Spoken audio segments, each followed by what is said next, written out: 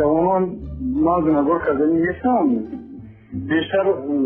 فکر میکنم که بیشتر بیخوشی هست یا که سایت‌های تماشا میکنن که زورآوری است بیشتر فیلمی زورآوری است این به مفهوم جوانان تاثیر نمیرسونه اونجا از اون قرار قبول کردن نمیشود وقتی که توسط رسانه‌های خبری سر و صدا پهن میشوند که معیار معین نموده خدمات ضد انحصاری با فرمایش خود با بالوروی ارزش اینترنت به نهایت تاثیر بلند میرساند ما با این راضی شده نمیتوانیم